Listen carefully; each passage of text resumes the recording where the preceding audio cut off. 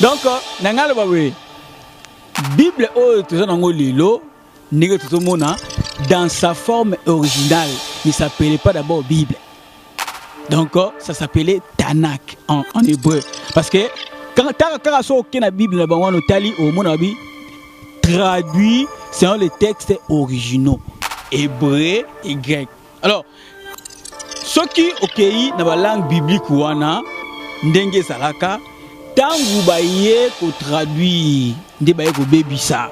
Yango mo place ba koti ba lokuta, place le quoi lokuta c'est kota qui auteur ona wana komaki ba se contredit et il y a des inexactitudes toujours dans ça. C'est pourquoi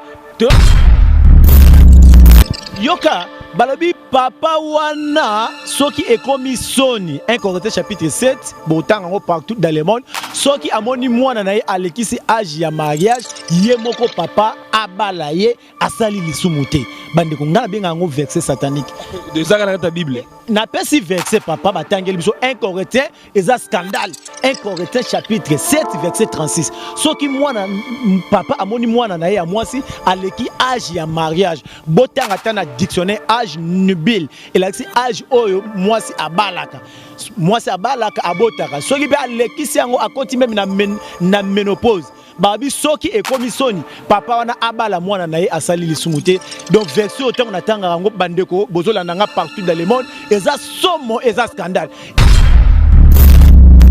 Ève azalaki deuxième femme, c'est biblique papa wana pasteur mon côté dans le monde entier ndenge bozolanda nga beaucoup contredit parole.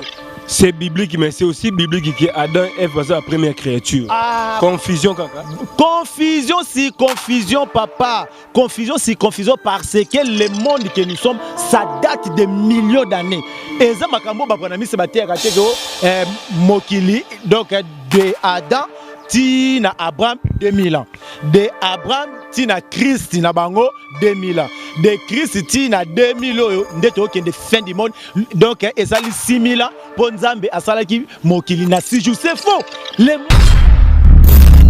cinéma et autres, il faut encourager bino. Wana ya ba église papa Jérémie to la qui sera peuple vérité. Étymologie, moi église et outil na grec ecclésia. Déjà na yebisio ke ngamo kondeke na zabu na za Saint-Esprit. Omonité tangu batu wana ya église, église elati parlement. Tangu baye batu oyo bazaki ba saint et puis ka mindele. Kutu na monika récemment awande bache ba saint, bakanza ba saint anuarit. Liboso zaka mindele na mindele. Mindele na mindele papa. Saint-Esprit ezali makambu oyo ba romain na ba grec baye kokotisa. Makambu ya Pentecôte Saint-Esprit ekiti lokola moto et moto Saint-Esprit eza eloko emona na rateme moto emona naki et puis batu babandi koloba minoko. Et puis na sepela rapona baza ko préciser que bazal na jour ya Pentecôte bazala koloba minoko oyo ezalaki. Ndena lobaka na ba émission nyos mais shikala ba oyo lelo ba pasteur ba lobaka est-ce que batanga kamukanda ya Paul likambo otuninga ezana acte des apôtres chapitre 2 est-ce que na acte des apôtres chapitre 2 ezalaki ba shikala ba oyo lelo bango bazali koloba les parler en langue c'est diabolique papa nanga vérité yango oyo do Bible etikala nango kozala sainteté. Parce que les kambu oyo eloko ezali sainte bakoyi ko kotisa ba mensonge ebelete. Par exemple ndenge batulelo bateyaka makambu ya Golgotha.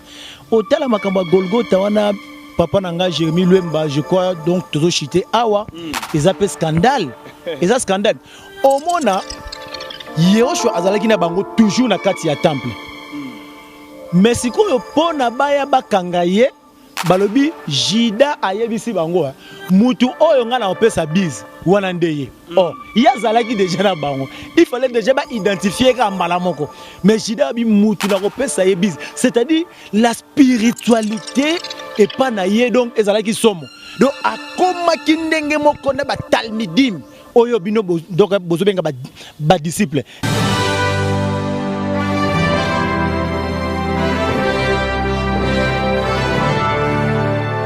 Bien, merci mesdames et messieurs, vous nous regardez de partout sur Équilibre Télévision, Jérémie Lwemba.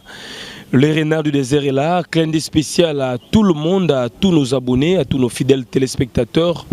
Le vieux Bobo Batombo, Maman Lami Bekantoy depuis Londres. Merci à Maître Siza Soukama. Puissance Ami Kili. Merci à Joël Moulenge qui, le Juif noir depuis Birmingham. Je n'oublierai jamais. Le célèbre Dien Zundu depuis Washington. Le vieux César, un jeune Québécois. Depuis Canada, voilà la grande équipe qui nous soutienne, Papa Philippe Kabouikou depuis Fribourg, en Suisse-Irlande, notre conseiller. Nous voici les jours, il y a... c'est quoi? Pentecôte, donc nous sommes avec nos frères, Rabouni Amos et Likoussé. On va essayer de parler sur ces thèmes, mais également d'autres points spirituel. Papa, bonjour. Oui, bonjour, Papa Nanga, les grands journalistes, Papa Jérémy Luemba. Vraiment, na sepeli mingi, na ebike partout dans le monde. Ba ndeko na biso baza kolanda Équilibre TV, ba zalaka de cité. Vraiment, otuni likambo ya Pentecôte. Pentecôte au don na français babengi Pentecôte, balobi jour Saint-Esprit et kitaki. Vraiment la fois passée na utaki ko yebisa yo Papa Jérémy makambo ya Saint-Esprit ezali makambo oyo ba romain na ba grec ba ye kokotisa. Makambo ya Pentecôte Saint-Esprit ekiti lokola moto et moto Saint-Esprit eza eloko emona na ratembe moto emona naki et puis batu babandi koloba minoko et puis na sepela rapona baza ko préciser que bazal na jour ya Pentecôte bazala koloba minoko oyo ezalaki ndena lobaka na ba émission nyos mais shikala ba oyo lelo ba pasteur ba lobaka est-ce que batanga kamukanda ya Paul likambo otuninga ezana acte des apôtres chapitre 2 est-ce que na acte des apôtres chapitre 2 ezalaki ba shikala ba oyo lelo bango bazali koloba les parler en langue c'est diabolique papa nanga balobi parler en langue oyo ezalaki minoko oyo ezalaki na mokili neti biso na RDC tozana 456 dialectes minoko donc siko shikala bana yo ozoloba na munoko en plus parole ezako préciser même ceux qui ozoloba à langue wana na minoko oyo ezalaka il faut interprète azala okomona même balanga nzembo mususu ya ba Jésus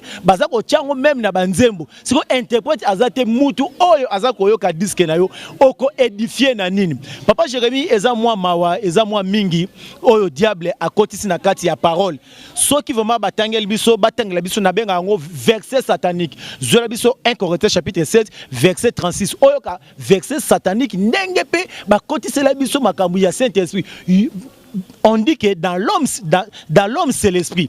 Yomoko oza esprit, ce qui osangani na Yoshua yomoko okomi Saint-Esprit. Makambu wana nde bayela ki biso soit disant la Sainte Trinité, Dieu le Père, Dieu le Fils, Dieu le Saint-Esprit ezalakate na Israël. Na Israël Deutéronome 6:4. Shema Israël Yehowa El Elohim et Akat. Mokeli na biso Yoshua azalaka moko. Mais ba tcheli biso ba ajout liturgique et belé na kati sa parole. Totanga 1 Corinthiens chapitre 7 verset 36.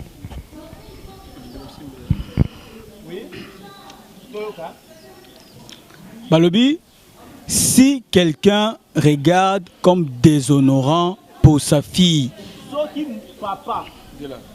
oui, soki papa amoni mwana na ye alekisi âge nubile do âge oyo bana basi babalaka, oui, comme nécessaire de la marier, qu'il fasse ce qu'il veut, il ne pêche point. Yoka, balobi papa wana soki ekomi soni 1 Corinthiens chapitre 7 botanga partout dans le monde soki amoni mwana na ye alekisi âge ya mariage ye moko papa abala ye asali lisumu te bandeko ngala benga ngo verset satanique de ça dans ta Bible na pesi verset papa batangeli biso 1 Corinthiens eza scandale 1 Corinthiens chapitre 7 verset 36 soki mwana papa amoni mwana na ye ya mwasi aleki âge ya mariage botanga tana dictionnaire âge nubile elakisi âge oyo mwasi abalaka abotaka soki be alekisi yango akoti même na ménopause babi soki ekomi soni papa wana abala mwana na ye asali lisumu te donc verset otango na tanga yango bandeko bozolanda nga partout dans le monde eza somo eza scandale tangu tolobaka tangu na tangu na bana nanga ke yango omoni ba vrai juif balobaka Bible ezali journal ya ba romain ba kotisa makambu ebele na scandalisaki même batu kolakisa même Adam il était polygame. Oui, Ève kaka Ève azalaki deuxième femme ya Adam. Non, parce que on est la première créature. Oh là là là là là. Parce que là, mi balé na mokili. Omoni na papa nanga Jérémie Luemba émission oyo batu bazela ngo na monde entier parce que eza émission oyo toya kana ba preuve. Likambo nazoloba eza na mukanda ya Bereshit, faussement appelé Genèse. Bereshit Genèse chapitre 2 verset 23. Tangela biso ngo papa. Pona eza la teke o rabu ninde mutu abakisi.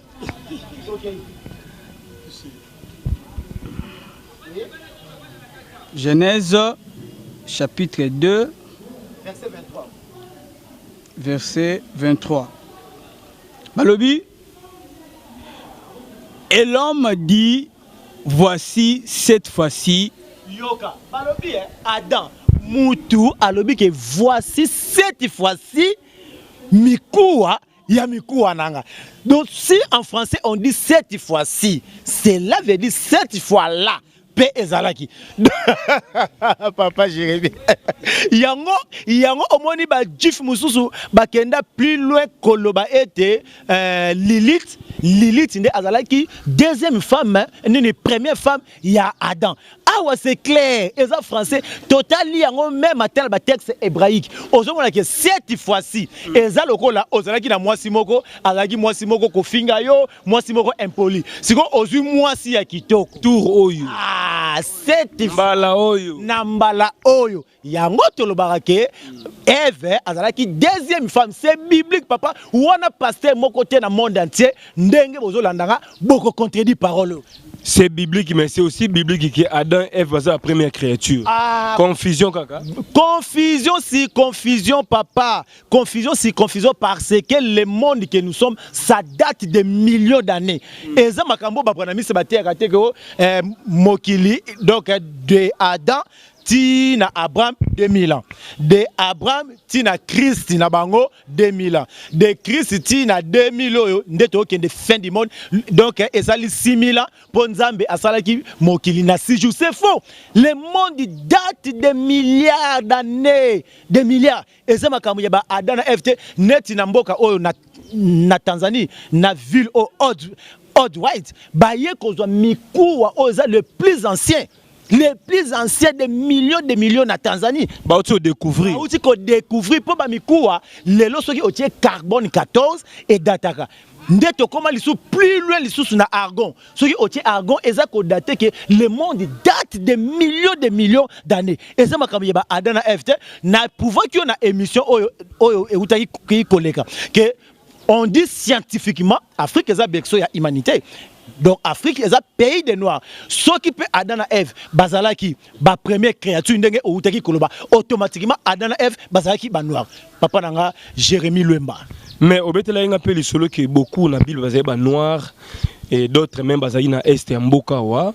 Oui. Autant ki ba matana Afrique du Sud, ata même ata ba langue na biso awa, ata doka kimbala. Au mona ekokana mingi na ba terme hébraïque. Ata pe na lingala na hébreu mai tobenga nga mai. Soki nde quantité eza ebele tobenga ngo maïm donc quantité ebele. Donc ozomona ba juif baza batu oyo ba panzana déjà na monde à partir ya l'an 70. L'empereur wana romain l'empereur Titus nde ayaki ko panza ba juif nde bayaka kozonga na 1948 oyo. Yango omoni même ata guerre actuelle ezoleka na bande ya Gaza wana. Ozomona donc vraiment nga nazoka mwa mingi. Ndenge nini bango ba musulman bazoya ko posséder Israël. Est-ce que ndeko na biso oyo prophète oyo toza ko benga Muhammad parce que comme ce n'était pas Mahomet parce que un propre reste invariable. Muhammad atikalaka kokoma na Israël te bandeko nanga même ata ba musulman bozolandanga partout dans le monde atikalaka kokoma na territoire oyo to bengi Israël te mais bitumba ya lelo boza ko wela même ba temple kuna na Israël ndenge nini et puis na okende plus loin ba ba vrai juif wana ba panzana na monde to bengi bango ba sabra ba falasha do ba catégorie ba juif wana batu mwindu omona ba oyo lelo ba koti kuna na kata Israël. Ah papa Jérémy Luemba émission oyo e code yo na équilibre TV batu donc bazoza la béni okomona ba pasteur akozwa drapeau na biso ya RDC atie azui pe drapeau ya Israël actuel.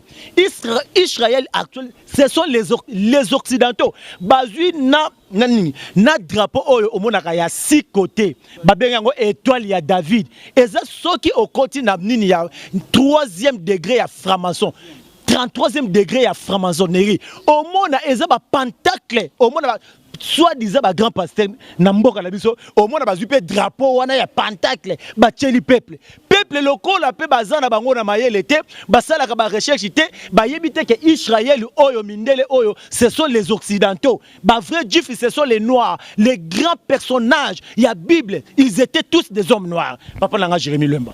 Voilà, je retiens que l'actuel drapeau il y a pays to bengi Israël hein, on a hébreu.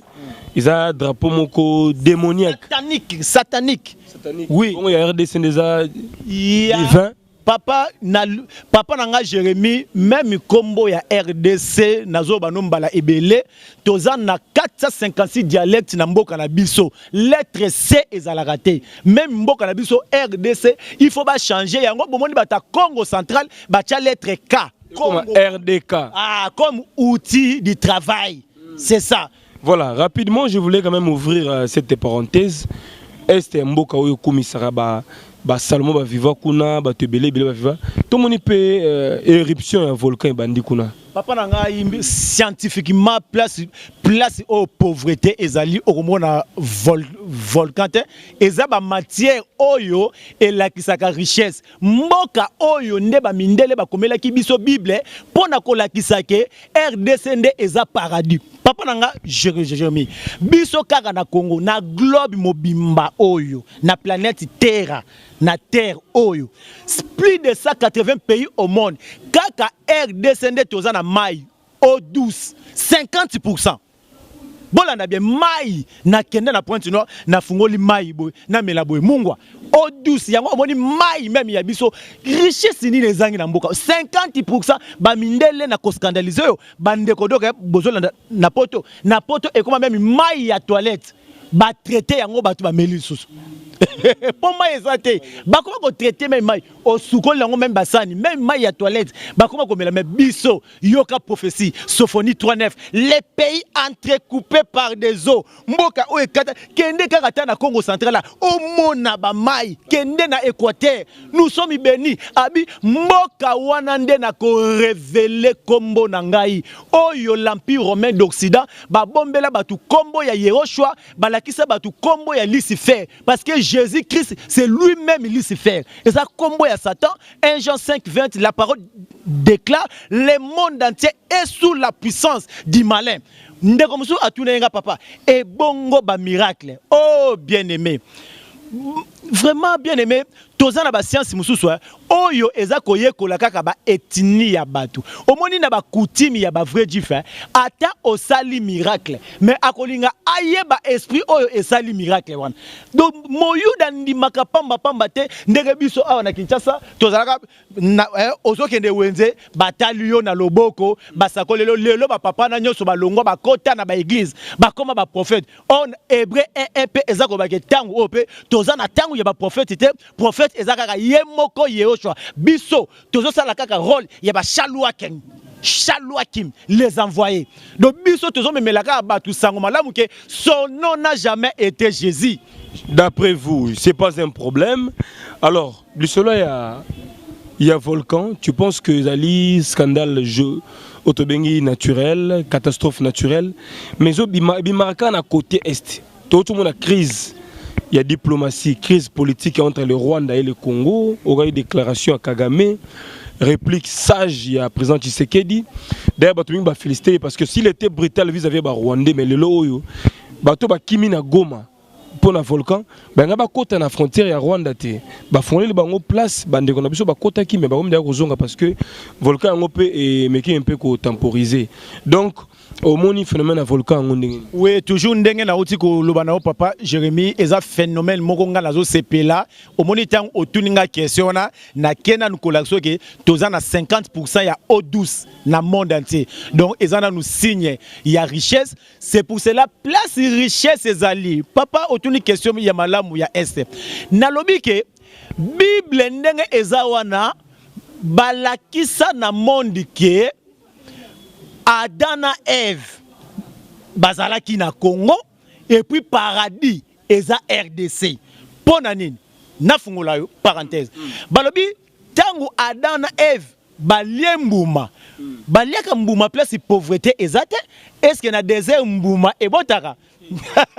Papa Jérémy Lemba deuxième mbuma ebotaka te tangu ba monike bakomi kolia mbuma na bango babi eloko mabe balobi bacheli bango ba kerubim bacheli bango ba soda pona bakota na jardin na bango te do bakota na bozina bango moko te yango omoni guerre wana ya este même ata ba Bill Gates natala nini moko même ata ba téléphone na biso oyo natali documentaire ba coltan Congo donc ezali makila ya bana ya Congo donc biloko tu ba tia na Bible wana ba cheri bango ba chérubin pona ba boma biso to kota na jardin te poto liembuma et puis yoka balobi ke soki liembuma bako comprendre malamu na mabe bako comprendre que baza béni donc Bible ça codé chiffré ba pasteur bako koyeba biloko te kaka na équilibre TV donc place tokoloba le sol et le sous-sol est riche ne sika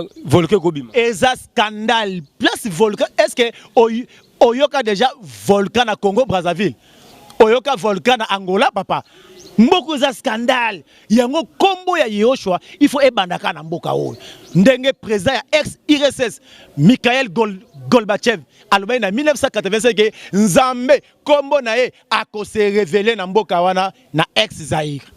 Voilà, mais ça tout bitouma parce que ici il y a plusieurs églises donc le message est autre, l'enseignement est autre, il faut donc encourager bino. Wana ya ba église papa Jérémy to la qui sera peuple vérité. Toyeba étymologie mo église et outil na grec ecclesia. Mais na moni ba ninga le ba ti ba pembe pour na Pentecôte mais bino bolati yango te bo respecter. Déjà na yebisio ke ngamo ko ndenge na zabu na za Saint-Esprit.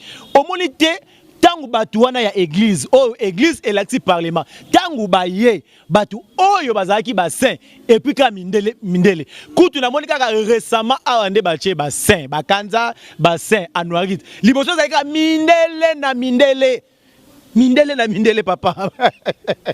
Voilà, merci beaucoup. On est en direct de Kinshasa. Mesdames et messieurs, abonnez-vous massivement sur Équilibre Télévision, partagez l'émission, aimez. Et donc, passez les messages, le débat est resté ouvert pour tout le monde. Et on peut prendre les amis, hein. Oui. Joe, tu peux t'élever quand même. Tozoa apport ya chaque la bonne place parce que bazape na makambo yo bakoki koloba vraiment eko édifier tokobanda na Mike Kalunzu oyo donc azana simana yo et puis ndeko la biso c'est dans le mystérieux yende akosuka na anglais donc je peux me déplacer pour na baloba vraiment calmement. Bien, madame Sema Mayasi, femme légitime et agence Mayasi Forza Italia. Nous vous saluons respectueusement Claude Bila Natalanta Ferro Sefoutila de Bundes, le président Pedro Moutou, leader à jeunesse, association main dans la main depuis la ville Fontaine, mais également à travers toute la France. Merci à tous nos partenaires. Oui, Ndeko Mbote. Mbote, les grands journalistes. Ndeko Mbote face à la caméra. Point de vue nayo, to matière au bon Bandeko par rapport à l'enseignement à Yoshua. Et Zalini Niro Simba micros à la l'aise. Merci. Na pesi bino no mbote au besoin na biso partout dans le monde na chaîne na bino bolingaka mingi Équilibre TV. D'abord kombo na ngai Mike Kalunzu et puis soko keka na Facebook pour na Hollande ba information na biso et puis ba publication na biso ya ensemble au komika ka Mike KLZ Ben Rabouni. Bon problème yanga ya lelo eza juste nazo toucher même un petit point na thème ya Arche de Noé. Arche de Noé, tu es bisonné surtout selon l'histoire. Ezalaki tangu Nzambe alingaki aboma mokili. nde ayeki kopesa autorisation wana epai ya Noé po te Noé ayeba kosala arche pona ayeba kokotisa oyo ezalaki nyonso oyo ezalaki être nyonso vivant oyo chasale na se na mokili oyo. Et puis soki tozwi mukanda ya Genèse obani na Genèse 6 verset 15 romona nzamba azobisa ndongo alobi voici comme si la fera. L'arche aura 300 coudées de longueur, 50 coudées de largeur et 30 coudées de hauteur. Ah, tozomona, c'est vraiment précision, clarté. Et maintenant, comme si la Bible est codée, chiffrée, et par cette intelligence, et maintenant, tu es démontré le nom de Akshiwana et Bandaki ko mesurer combien de mètres. Et puis, tout le monde, il y a 300 coudées de longueur, et il y a 50 coudées de largeur, et puis 30 coudées de hauteur. Or, Toyebi, 1 mètre égale 0,45 72 coudées. Donc 4570 coudées. Et maintenant, ce qui aujourd'hui, mesi au bapesaki ya ba coudées, au converti en un mètre. Donc, selon la parole, donc selon la Bible, que longueur est 300 coudées. Et maintenant, ce qui te convertit 300 coudées en mètre, tout le monde que arche ya Noé est 137 mètres. Et ce qui te na largeur, ndenge babaki ezalaki na 50 coudées, ce qui te convertit en un mètre, tout le monde est 22 mètres. Et puis ce qui te na hauteur, ezalaki na 13 mètres de hauteur. Donc tout le monde mais ce qui otangi passage wana ozomona bazo bake nzambe apesaki même Noé ordre ya kokotsa banyama DDD na kati ya masuwa wana. Donc même si tango esaki que oh il faut zo baleine okotisa donc banyama DD toza banyama ndeto ba baleine. Or baleine déjà so tiré na kata mai okufa na été. Or yoso bimise bana nde akokufa. Donc toza même na mystère ebele ya ko démontrer na kati ya Bible même so ok na histoire ya Josué. O Nzambe aebisaki Josué telemisa moi. Eza lokuta. Scientifiquement totanga même na ba géographie que la terre ne mute tournaka, le soleil ne tourne pas. Et maintenant ndenge nini eloko déjà etournaka te. Yo ozoyebisa mutu déjà atelemisa yango. Donc ezalaka te. Donc pendant kolobake omoni Bible oyo eza na ba erreur ebele. Eza même na ba histoire oyo ba bakisa même ko bakisa ndenge na baki dimanche passé que na mukande ya Daniel okomona na Bible de Jérusalem Bible o mingi ba catholique ba sela okomona que na mukande ya Daniel ba vexé ya Daniel et continue même tina chapitre 13 tina chapitre 14 et puis so kaka oye na Louis II na kata Louis II omona suka na chapitre 12. Donc, deux versets wana to yebite nani abakisi et pendant deux chapitres wana to yebite nani abakisi nani alongoli. Et puis ce qui ok na Louis II na Matthieu 17:21 passage où ils ont cette sorte de démons sortent par des jeûnes et prières. Ce qui ok kotala wana ba version biblique mususu verset wana ezalakate. Donc verset wana ezakaka Louis II yemoko mutabakisi yango. Donc c'était juste ça pour nous démontrer que ndenge to bande peut-être ko penser que masuwa ya Noé wana ezalaki munene soki ndenge nini. Donc ezalaki nango munene te nande to démontrer que ezalaki nango 137 mètres de longueur, 22 mètres de largeur et 13 mètres de hauteur. Merci. C'est que Yoshua apambola bino. Bien ndeko, on ezali participation to pe contribution na yo. Donc idée tozara nango na mutu ki masuwa nozaki lokola mokili mobimba munene, ce n'est pas le cas. Yo meko démontrer na ba calcul yo sali, mais je crois que ba mathématicien ba resala autre calcul ndeko yara to continuer. Mais oui, ça débat papa yo pe si avi na yo tika ba sage ba génie peut ba calculer par rapport à hauteur, ba mètre pe si ba longueur na ba largeur. Bon pe sanga calcul dans ba commentaire. Mais c'est l'anglophone, l'homme le plus suspect. Bonjour. Bonjour. Je suis encore très content de me retrouver devant vous ce jour de Pentecôte, comme les chrétiens le disent. Mais j'ai commencé d'abord par me présenter. On m'appelle Gadol Sidin Sako. Dans le même nom, si vous le tapez sur Facebook, vous m'aurez et vous aurez toutes les précisions sur l'Assemblée de Yehoshua. Donc nous sommes venus encore ce jour, chers téléspectateurs, vous qui nous suivez partout dans le monde, parler aujourd'hui de beaucoup de mensonges qui sont aujourd'hui dans la Bible. Car quelque chose qu'on appelle saint. C'est là. Bino moment la vérité t'es ba mensonge. Donc en fait, il y a la vérité dans la Bible. Il y a la vérité dans une partie de la vérité. Comme je l'avais dit la fois passée que ceux qui nous ont transmis ces messages-là, qui nous ont amené la Bible, ce sont eux qui ont traduit. Okay? Parce que comme Raboun qui m'avait précédé avait dit que à partir de l'an 70, l'empereur Titus qui avait ravagé, il avait détruit les temples à Jérusalem, il avait pris à Jérusalem, il avait pris tous les ustensiles du tabernacle, il a presque tout eu, les papyrus, tous les moyens par lesquels on avait transcrit la parole, il a amené ça en Rome. Donc ils ont traduit. Donc s'il faut que je sois bilingue, je parle aussi l'anglais. Parce que l'émission, une partie déjà a été dite en lingala. Au bandana d'abord expliquer le nom en lingala puis en anglais. Ah, c'est bon, merci. Donc, nangala bawe, Bible dans sa forme originale ne s'appelait pas d'abord Bible. Donc, ça s'appelait Tanakh en hébreu. Parce que quand la Bible traduit selon les textes originaux, hébreu et grec. Alors, ce qui est dans la langue biblique, ndenge salaka, tangu baye ko traduit, nde baye ko bebisa.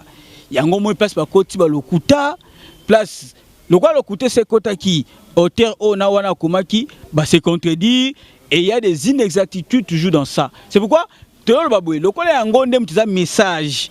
Le quoi eza mabe, yango wana pe moni batu baza mal informé. Donc, l'information qui est mal transmise na batu, yangwane et BBC Makambu. C'est pourquoi nous avons comme mission aujourd'hui de rétablir toutes choses aujourd'hui.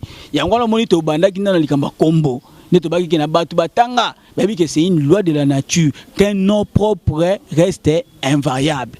Donc, kombo ezalaka yé au choix, faut etikara bongo monde entier. Si on peut dire Jésus, il fallait dire Jésus monde entier. Mais ce qu'on dit, c'est la forme. Alors, le nom qui était là-bas, que les sauveurs avaient porté en Israël, c'était Yehoshua. C'est le même nom que nous continuons à adorer, c'est le même nom que nous continuons à prêcher. Alors, il y a une question il y a Pentecôte. Donc, ce qui a eu lieu dans Actes chapitre 2. Ndenge papa na biso a expliqué que ngana ngana bakasaka elo moko et tout aranga mami balobi na makelele o salamaki tangu pepe moko yaki, il y a eu un vent impétueux qui avait soufflé sur tout ce qui était dans la chambre haute. Soabi na makelele salamaki, beaucoup de gens se sont accourus baye oh ba kono makamoni like babi, des langues de feu se sont apparues et se posaient au-dessus d'eux. Comment koloba mystère. Maintenant, ce qui était étonnant est que bateau nyonso baya kiwana bakama babi oh ndenge ni bateau o ba loba ne sont-ils pas tous galiléens basa ba juif mais ndenge ni bazoloba toujours comment bazoba na minoko na biso romona neti yozoloba par exemple na kimbala ngazanga chinois mais nazoyoka nazoko ndoloba na kishinois. Donc c'était étonnant dans ce sens-là. Oh, mais ndengani lelo comment ba kondole ba shika balabala. Comment est-ce que ça langue ni? Wabi les langues qui se parlaient là-bas, avec ba langue ba yebi. Oh, mona. Donc eza biloko moko ba lokuta ba koti c'est pour nous embrouiller. Là quoi lo mona ngalo ba lelo, hein? Ndengani ni bangi ba kabula créateur na science. Oté, ouais ba science. Oh. Mais atayo lelo tangi par exemple ophtalmologie. Lisuna salango. Yom to salango. So le lo sali agronomie. Po Yemo créateur ça sala mabele à sala nyonso yoka otanga nenga golo nenga tout ça. Donc on ne peut pas dissocier yé osho les créateurs na oya créa. Alors ce qui biso le tozo yekola tozo tanga tozo commander tout ça ezaka poya ki la biso na mayele na biloko ya créa ngo to salela. Merci. Yango il y a beaucoup de choses que nous expliquons oyo et ça là que batu bazonga na authenticité na originalité. Donc c'est ça. Merci. Bien, alors, après, nous voici donc en train de continuer. Rabouni Amosili Koussé, merci d'abord pour votre disponibilité.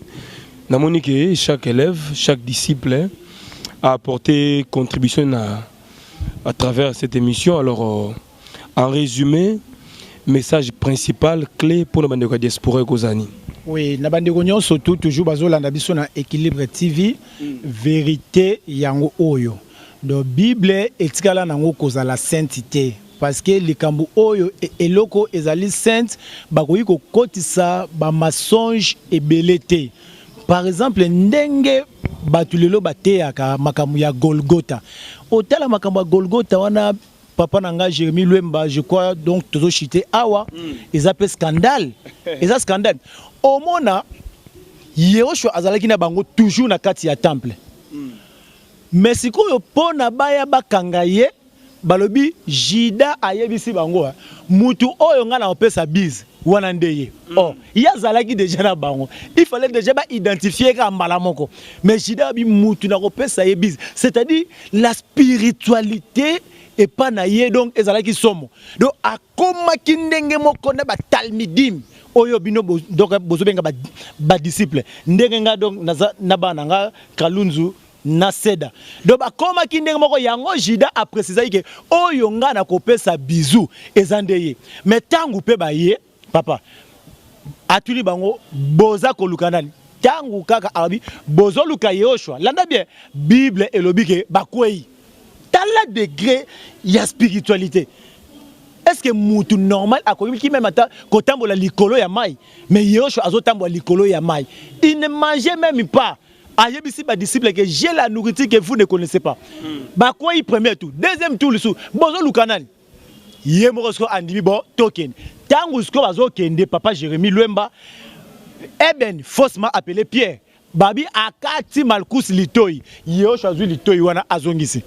Siko mutu na pesino babilo kona pona la kisa peuple oyo tout bozola nanga na États-Unis na Europe partout dans le monde oyo zo sala biloko ya ndenge wana est-ce que akoki kondima akende liwa ya soni na sous-vêtement na poto pourquoi paix ezalaka te akoki kondima liwa ya soni mais tangu pe bazokende na nzela babi Simon la sirène Simon de la sirène yende mutu amemaki ekulusu wana Jérémie landa ndenge do bandeko partout donc bazolana babi Simon de mutu amemi ekulusu tina Golgotha donc komema ekulusu ezake ye mutu amemaki masumu ya batu parce que babakaki Jésus nde amemaki donc masumu ya batu siko Simon de la sirène yende mutu amemaki ekulusu ti na Golgotha papa nazo tuna ba pasteur bozolanda nga dans le monde sikoyo Simon oyo amoni passe amemi ekulusu to sambela ye to sambela Jésus po ye mutu amemaki ekulusu et puis Bible pe elobi tangu Simon amemaki ekulusu wana na nzela atikala yi kozong c'est la Jésus te ponga yi makamba mensonge na tiaka kombo mosantu ya ye ochote donc Simon amemaki ekulusu wana ti yango omoni même ba musulman balobake Isa akufa te ye Oshua étant le créateur papa akoki kokufa ndenge nini soki akufaki 3 jours et kokape 3 jours te pona expliquer ngombala ebele mutu akufi vendredi na 15h asekui dimanche na tongo bozo benga ngo 3 jours batamayele 1 jour et demi papa nanga donc Simon atikala kozongisa ekulusu wana te akendaki nango tina Golgotha yango ba mizima balobake Yehoshua akendaki parole ezako ba celui qui était descendu c'est le même qui était monté donc makamba Golgotha wana ezana lokuta ebele lelo bandeko musu basambelaka croix na Israël ezalaka te ba misu poto même na poto Yehoshua batikalaka kochaye na poto te babiloko wana oyo omonaka ya poto tolanda nanu ba mystère oyo na poto balobi bachaki ye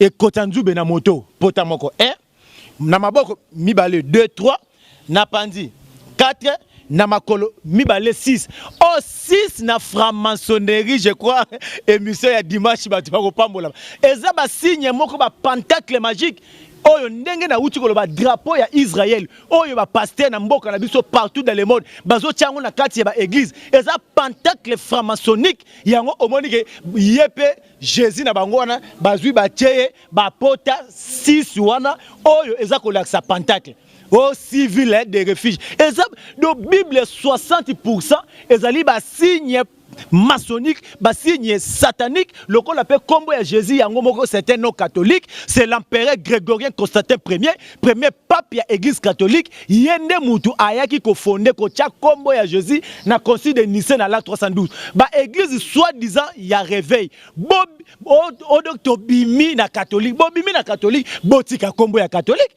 Parce que Jésus c'était non catholique. Très bien. Voilà, je pense que Bandeko Baza tout à fait branché, Barolanda message. Au fond, les parenthèses, moi et Makassi, nous sommes pressés par le temps. Rappelez Bandeko numéro et téléphone pour tout contact.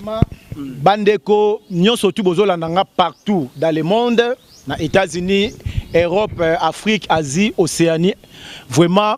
Ba miracle o nyonso to mona na kata Bible etikala ko sala mana kombo ya Jésus te na laksa bino mukanda ya ba témoin de Jéhovah le nom divin qui demeure à jamais na page 8 ba témoin de Jéhovah ba commis savez-vous comment ses parents et ses amis l'appelaient dans les conversations quotidiennes pendant son enfance à Nazareth. Mboka wana pe kombo nango ezaki Nazareth c'est Nazareth on l'appelait Yehoshua mais sûrement pas Jésus. Donc ba miracle oyo et salamaka nde na kombo ya Yehoshua parce que un nom propre reste invariable. Moi na moi siana Miriam ti akufaki atikalaka na ye koyeba kombo ya Jésus te. Lelo oyo ba tia Marie wana azali sirène ndenge ba église lelo ba yemba ba nzemba ba Amina aza sirène des zones kisangani ndenge awa donc na bandundu batu mususu ki doka azobeta mai na rivière Kwango azako benga ya mukolo ngubu abimi. Je suis le professeur de la langue hébraïque. Amina ezana ba langue biblique te ni en hébreu ni en grec ni en swahili. Donc Amina ezalaka te ndenge petro ba même Jéhovah ezalaka te parce que la lettre J n'avait oh Jéhovah oh Jésus ezalaka te ba Jéhovah oui et bon Yahweh yango na lobite Yahweh pas ali sirène c'est Yehowa Yahweh ezalaka te azana prononcer tala bien aimé parole ezako lobana mukanda ya Shemot forcément appelé Exode 27 ne prononcez pas mon nom à faux ou à tort ezate ke okobenga comme nzambe pamba te non c'est le problème de la prononciation. Kombo moko ekoki kozana deux prononciations te ezala na Yahweh ezape na Yehowa. Prononciation c'est Yehowa parce que na kata komba Yehoshua tozomo na Yehowa na kati. Donc les noms mais même sous babiki Abba wana okao Abba père. Kasi c'était manki ya koyeba ba langue biblique. Yango omona ba musulman mutu ava akoma mwalimu azaba pasteur ya ba musulman il faut ayeba langue oyo ekoma Coran. Donc ba pasteur na biso lelo kaka lopangu munene abandi kaka Yesu azaliawa. Na ba langue wana ba lettre J na V ezalaka te. Na hébreu tozana 22 lettres. Tozana Aleph Bet Gimel Dalet He Wa Uzain Ket Tet Yod Kaf Lamed Mem Nun Samek Ain Pe Chade Kof Reshin et Tau. 22 lettres. Na grec nous avons alpha beta gamma delta epsilon jeta eta theta iota kappa lambda nu nuxi omicron pi rho sigma tau epsilon phi chi psi omega. Tozana 24 lettres. J na V ezalaka te. Pour chiter bande konyos bozolanda partout bozali ozana ba problème. Ozana likambusongolo ozana maladie incurable. Babi kaka déjà na kombo Yesu. OK. Question autour na ngai mbala ebele. Tozo chiter na pesa ka 2 Thessaloniciens chapitre 2 verset 9 à 11. Balobi ke ye moko Yehowa nde aza kotinda bango na ba miracle na babenga ngo mensongère. Miracle oyo ezangi kombo ya mokeli ezali vrai miracle te. Yango amoni Moïse, Moshe, amoni buisson nzete ndenge do tozana se nzete na ebite ceux qui nani cameraman akozwa nzete zo pela mais ezo zika te mais atuni kaka l'esprit oyo ezo bima na nzete nde epesiye elobi ngai Yehowa. Donc ata papa derrière tout nom il y a un esprit. Bien, numéro de téléphone de vous. Yango bandeko oyo bozana ba problème ozana maladie incurable sida prostate épilepsie ozana problème songolo ozana besoin ya mabondeli ba numéro na biso ya contact même ata en ligne toko bondela oko expérimenter la puissance ya combo ya Yoshua donc toche code ya mboka na biso do plus 243 89 60 70 529 plus 243 89 60 70 529 deuxième numéro au code plus 243 90 41 62 307 plus 243 41 62 307 vraiment toujours c'est là ba appel la bino même matin na mateya na ba question nyoso papa na biso Jérémy Luemba atuni ozana besoin ya question otuni toko répondre parce que Bible est a falsifié la Bible est a li journal ya ba romain ba bebisa ba bakisa ba tchela ba tu kombo ya Satan kombo ya Jésus na kati ya Bible merci bye bye yo oluna ba problème ba chrétien. Et je pense que chacun azana confession naye ana foi naye oza mutu oyo otanga babenga ba chrétien ndeni basambela ka chrétité basambela ka Christ ce sont des chrétiens bongisa français na Branham bato doka basambela ka Branham ba branhamiste mais ba français ba comment ba chrétien mais eza erreur grave basa ba chrétien pour basambela ka chrétité Christien Christ bozo sambela cri allez et balukana cré au monde yo moté bien merci bandeko jo temato chité avancer bandeko ba pesa moba mbote na bato baza cher pour na bango nous sommes arrivés à la fin donc un clin d'œil spécial à tout le monde abonnez-vous surtout massivement sur Équilibre Télévision d'abord merci à tous nos partenaires César les jeunes Québécois, Joël Moulungue qui juif noir na Birmingham. Maman Sima Mayassi, femme légitime et agence Mayassi, merci pour ton soutien. Et merci au docteur Simon Mundemba, Kiss Mundemba depuis Suisse-Irlande. Nos sincères condoléances. Doucouré l'immortel, Maman Gigi Kintsumba depuis Berne, na Suisse-Irlande. On est ensemble pour de vrai. Bijou Ngefa, Papa Philippe Kabouikou na Fribourg, na Suisse-Irlande. Merci à la grande équipe, c'était Jérémy Luemba, Renard du désert de Kombote, Toshite. Donc la vérité a été déjà dite, nous sommes arrivés à la fin.